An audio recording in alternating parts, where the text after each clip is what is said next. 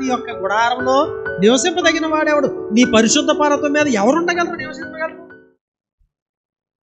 ఆ క్రింద అవన్నీ చెప్తాడు. ఏదండి? అటువాడు తన నాలుగుతో కొండెమలాడడు, తన చెలికానికి కీడి చేయడు, తన పొరుగు వాని మీద నింద మోపడు, అతని దృష్టికి అతడు నీచుడు, అసహ్యుడు, అతడు యెహోవా యందు భయభక్తులు గలవారిని సన్మానించుడు, తన ద్రవ్యాన్ని వడ్డీకివ్వడు, నిరపరాధిని చెరుపుడికై లంచం పుచ్చుకోడు. ఇవన్నీ చెప్తాడు. ఎలా పడితే అట్లా ఉన్న వాళ్ళు వెళ్ళి యెహోవా పర్వతం మీదకి ఎక్కి ఆయన దగ్గరికి వెళ్ళి ప్రభువా ఇది పరిస్థితి అని చెప్పగలరా?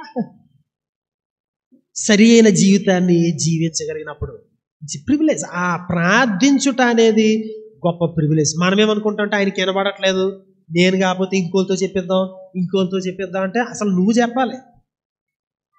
విననేరకొయ్యుండునట్లు ఆయన చెవులు మందము కాలేదు. నువ్వు రావడానికి నీ దోషాలు అడ్డొస్తున్నాయి కనుక దేవుని యొక్క చెవులు మొట్టమొదటిగా మన ప్రార్థనలు వినేంతగా మనకు ఆధిక్యతలు ఇస్తున్నాడు. మన ప్రార్థనలకు ఆయన చెవులను ఇస్తున్నాడు అనేటువంటి విషయాన్ని